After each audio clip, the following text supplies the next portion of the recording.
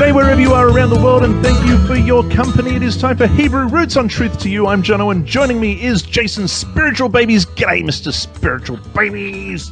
G'day, Jono. I love your introductions. They're great. I don't know how you have that much air in your lungs.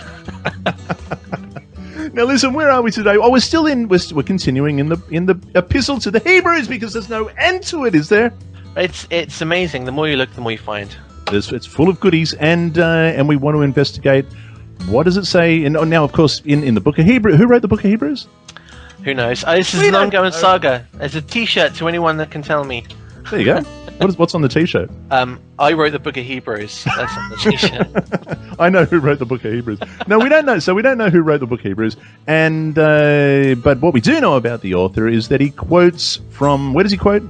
He quotes from various places, but mainly from the Septuagint. When he's quoting from the Tanakh, he's quoting from the Septuagint. That's right. Right.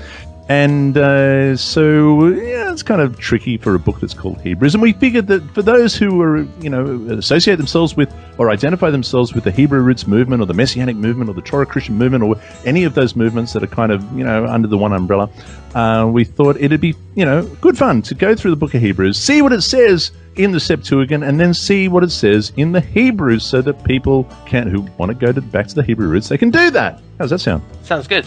Sounds all right. What are we looking at today? We are looking at Hebrews 10, and we're going to go from 5 through to 9, which is it's a very chunky passage.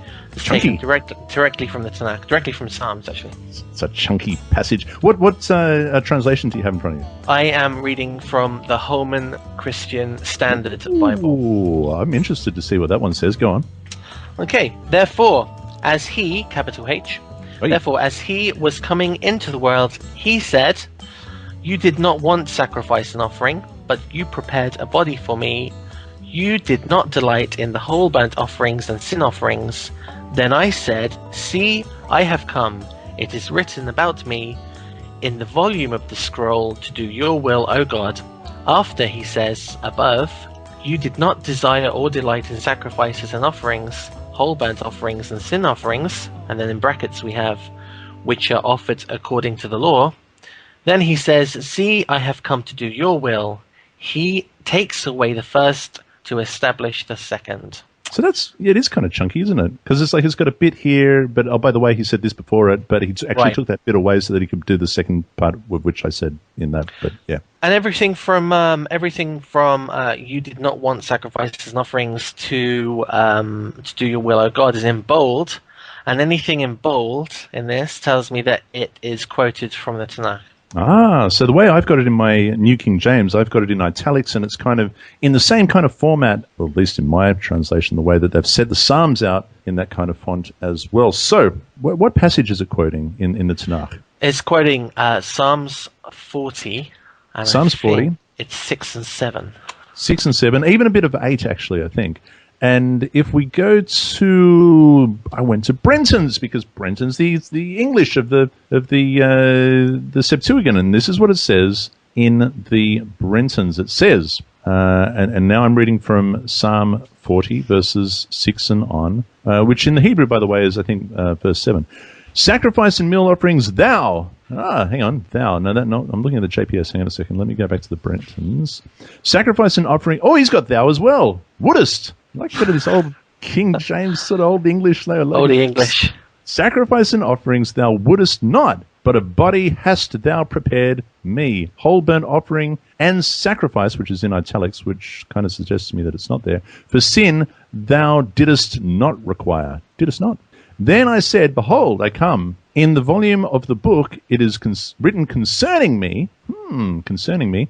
I desired to do thy will, O my God, and thy law in the midst of mine heart." There you go. It's a bit of Brenton's.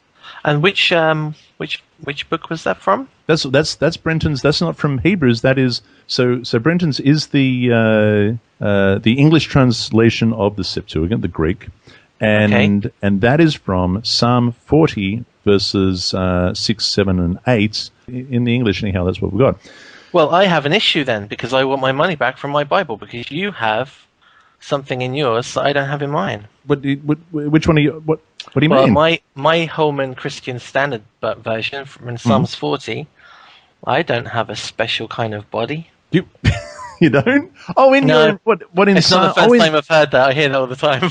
in the, But my Psalms has not got a body that's been prepared for me. there's a missing body. Missing body. Hang on. So in the Holman, in the Psalms, chapter 40, what do you got from? Well, I'll read six, it from 6. Go on. You shall not delight in sacrifice and offering. You open my ears to listen. You do not ask for a whole burnt offering or a sin offering. Then I said, see, I have come. It is written about me in the volume of the scroll. I delight to do your will, my God. Your instructions reside within me. Hang on. What happened to the ears? Something about ears instead of you took my body away and did something with ears. What was that? You open my ears to listen. That's Really? so it's my ears to listen. There's a bit of body snatching going on. Bit of body snatching. Well, there is some body Right. snatching. So this is what it says. Now look. This is what I've got in my New King James. It says Psalm 40 from verse 6 in my New King James. It says, "Sacrifice and offering you did not desire; my ears you have opened." Mm-hmm. What? And so it's got my ears. Now what is opened? Well, I'd like to think that it was God opening David's ears to hear God's will. You know what? That's what I reckon too. And it even says that in my New King James study notes. It says, "My ears you have opened." The Lord not only gives us ears to hear His word, but also grants us understanding so that we can truly obey Him. So opening the ears, metaphorically speaking, I suppose, is an opening of the understanding to hear and understand. I reckon that's fair. Right, and in my Holman one, it says, you open my ears to listen, and at the bottom it says, literally, you hollow out my ears for me. Oy. Right, yeah, sounds, could do that sometimes. But, One of those ear candles. yes, right. You could.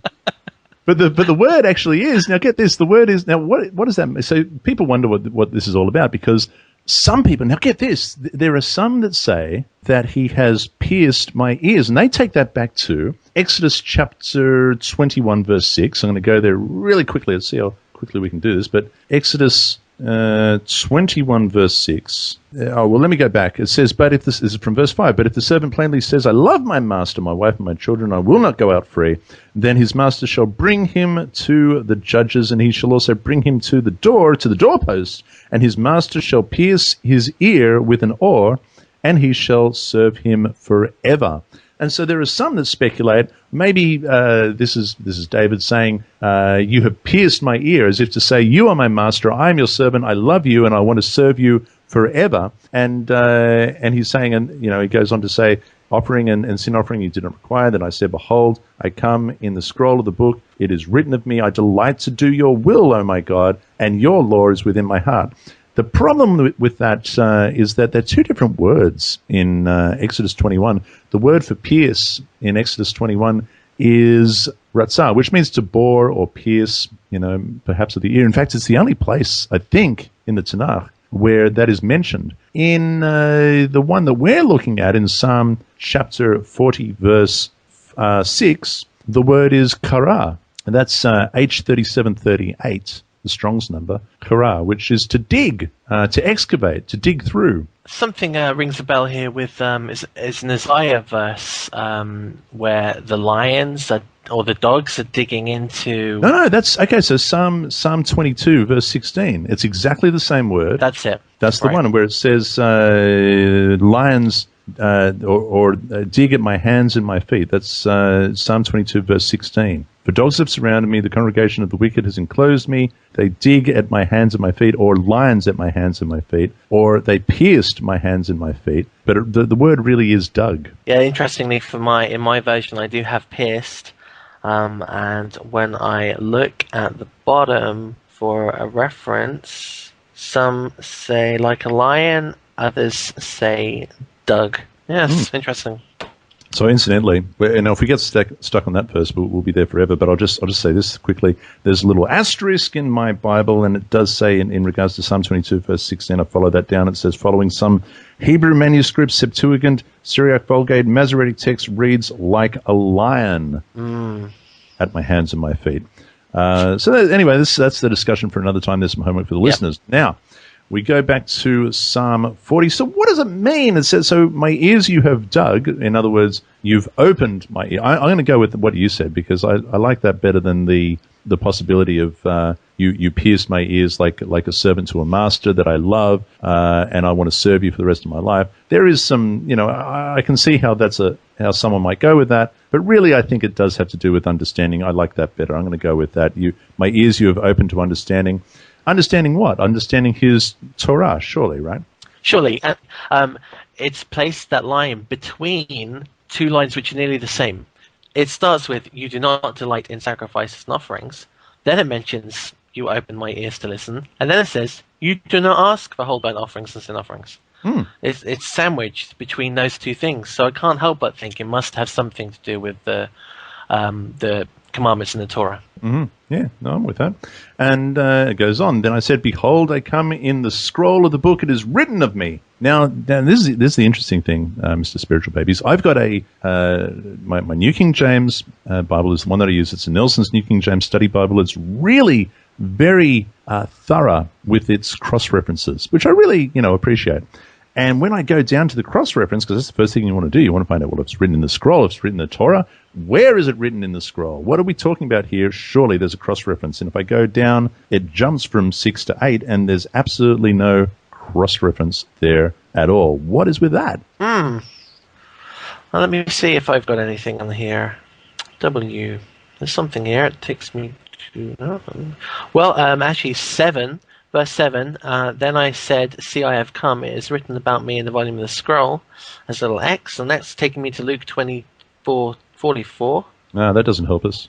No, we're going to keep away from that. No, well, I think that was written pretty much after the Psalms. Oh, right, yeah. I can't be 100% sure, but... Yeah, no, I'm pretty confident. Just off the top of my head, I think that came later. But okay, so listen, if there's something written about David, what could we pin it on? If it's talking about, if the scroll is the Torah, because he goes on to say, and your Torah is within my heart, that's in verse 8, what can we pin it on? Let's just make up a cross-reference. Go on. Make up a cross-reference. Let's pull one out of, there must be many. No, come on. What can we do with this? Well, we can take it back to the king having to write his own Torah scroll. There it is. Whereabouts is that? In Deuteronomy 17:14. There it is.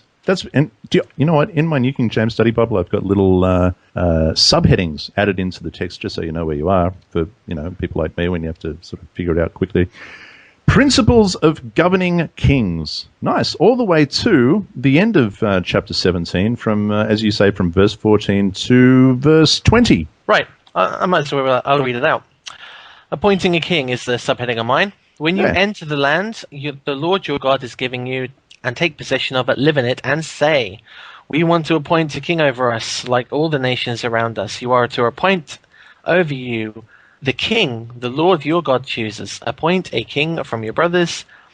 You are not to set a foreigner up over you, or one who is not of your people. However, he must not acquire many horses for himself, or send the people back to Egypt to acquire many horses. For the Lord has told you, you are never to go back that way again. Mm-hmm. He must not acquire many wives for himself, so that his heart won't go astray. He must not acquire very large amounts of silver and gold for himself. When he is seated on his royal throne, he is to write a copy of this instruction for himself on a scroll in the presence of the Levitical priests. Now that's worth reading again. So this is verse 18. It shall also be that when he sits on the throne of his kingdom, that he shall write for himself a copy of this Torah in a book. Well, that would probably be a scroll, I suppose. From the one before the priests, the Levites, and it shall be with him, and he shall read it all the days of his life, that he may learn to fear Yehovah his God, and be careful to observe all the words of his Torah and these statutes, that his heart may not be lifted above his brethren, that he may not turn aside from the commandments to the right hand or to the left, that he may prolong his days in his kingdom, and he and his children in the midst of Israel. Do you know what that means, Mr. Spiritual Babies? Tell me. If verse 7 is in reference to Deuteronomy 17, then it's also in reference to the whole Torah. Absolutely. There we go. Can't go wrong. one part that really jumps out to me there is it is to remain with him, and he is to read it all the days of his life, so he may learn to fear the Lord his God, to observe all the words of the instructions and statutes. And it's exactly what it says in the end of that passage in Psalms. He says, your instructions reside within me. Mm. He's explaining and extolling the fact that he's fulfilled this instruction pertaining to him as king. That's pretty cool. That is really cool. So that's so verse 8, I delight to do your will, oh my God, and your Torah is within my heart. Now that we've established that, I really like that. That's really good. I'm with that. Let me tell you what it says in my new JPS. It says, it interprets verse 7 thus. It's not often you get to use the word thus. Unfortunately, it isn't, no.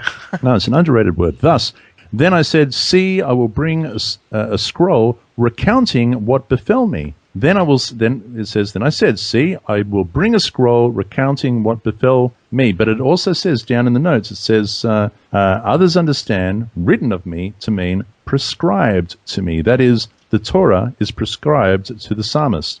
Now, I'm going to go with that one. I really think that interpretation works quite nicely, and particularly when we're talking about Deuteronomy chapters, or the latter half of Deuteronomy chapter 17, and therefore the whole Torah. Absolutely, I like that version. And if you're reading it from the cover of the book as for face value, that makes much more sense. Mm.